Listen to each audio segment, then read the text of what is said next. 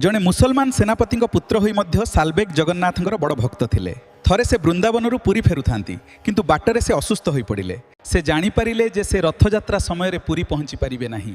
मनरे दुख नहीं सालबेग कांदी कांदी जगन्नाथ को प्रार्थना कले, चकाडोला मु तुमको देखिबा पई आसुछि, जे पर्यंत मु न पहुंची से पर्यंत तुमे रथ उपरे अपेक्षा कर।